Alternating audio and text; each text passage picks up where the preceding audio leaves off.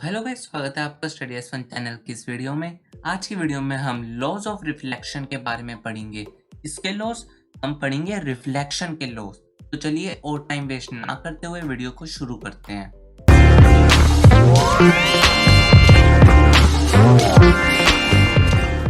Laws of reflection से पहले हम जिसके लॉज पढ़ने वाले हैं, मतलब रिफ्लेक्शन के, तो थोड़ा सा पहले रिफ्लेक्शन के बारे में जान लेते हैं कि what is reflection. Bouncing back of light is called reflection. ये तो हो गई इसकी डेफिनेशन। अब हम इसको थोड़ा मतलब डायग्राम के साथ समझते हैं। मान लीजिए ये हमने एक सरफेस ले लिया, कोई पॉलिश्ड सरफेस, कोई प्लेन सरफेस है ये, ठीक है।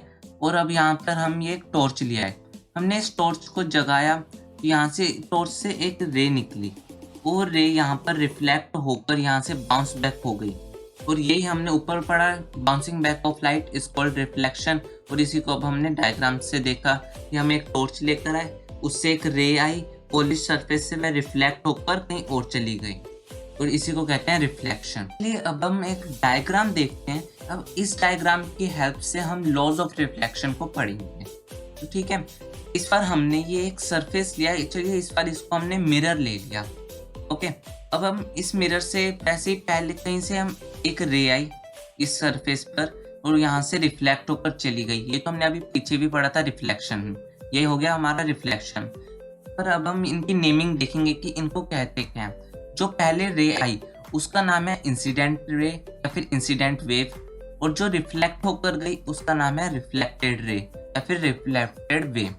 अब जो इंसिडेंट रे और रिफ्लेक्टेड रे के बिल्कुल सेंटर से एक लाइन खींच दो।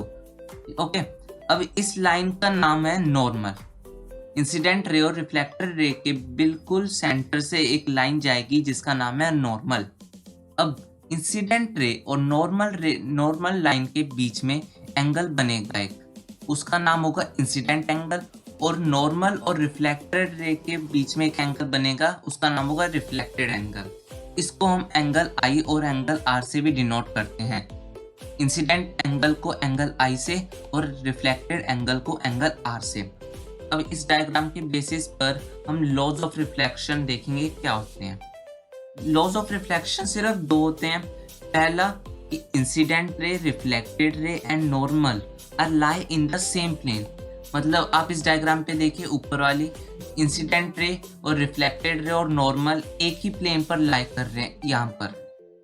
ओके, और सेकेंड लॉ ऑफ रिफ्लेक्शन यह है कि incident angle is always equal to reflected angle, मतलब angle I equal to angle R. अभी हमने पढ़ा था कि इंसिडेंट रे और नॉर्मल के बीच में एंगल बनता है, उसका नाम है इंसिडेंट एंगल, और नॉर्मल और रिफ्लेक्टेड रे के बीच में एंगल बनता है, उसका नाम है रिफ्लेक्टेड एंगल। और ये इंसिडेंट एंगल और रिफ्लेक्टेड एंगल हमेशा एक दूसरे के इक्वल होते हैं। बस यही थे सिंपल से दो लॉज ऑफ रिफ्लेक्शन। अब हमने लॉज ऑफ रिफ्लेक्शन को पढ़ लिया। अब हम ये लॉज ऑफ रिफ्लेक्शन के बेसिस पर कुछ क्वेश्चंस करते हैं। मान लीजिए हमें एक डायग्राम दे रखी है और हमें एंगल आई दे रखा है 60 डिग्री, और हमसे पूछा है एंगल आर बताइए क्या है। तो अभी हमने पीछे पढ़ा था कि angle I is equal to angle r. So angle I is given 60 degree, then angle are will also भी 60 डिग्री। ये सिंपल से हमने निकाल लिया इसका। अभी हमने पीछे पढ़ा था second law of reflection, angle I is equal to angle r, और एंगल आई हमें दे रखा है 60 डिग्री, तो एंगल आर भी 60 डिग्री हो जाएगा। तो चलिए एक और क्वेश्चन करते हैं। इस बार हमें एंगल आई के नीचे वाला एंगल दे रखा है 30 डिग्री, और हमसे पूछा है कि एंगल आर बताइए। हमें पता है कि नॉर्मल का एक साइड पूरा 90 डिग्री होता है और दूसरा साइड पूरा 90 डिग्री, मतलब angle 30 degree plus angle I is equal to 90 degree. Then 30 उधर जाकर माइनस का हो जाएगा और 60 आ जाएगा एंगल आई, और एंगल आई हमने निकाल लिया 60 डिग्री। और हमने पीछे पढ़ा था कि angle I is equal to angle R. Angle I हमने निकाल रखा है 60 degree, then angle are will also भी 60 डिग्री। हमने लॉज ऑफ रिफ्लेक्शन के बारे में पढ़ा, मतलब रिफ्लेक्शन के लॉज के बारे में पढ़ा, तो हमें रिफ्लेक्शन के बारे में भी तो अच्छे से पता होना चाहिए। तो रिफ्लेक्शन के बारे में जानने के लिए इस वीडियो पे क्लिक कीजिए।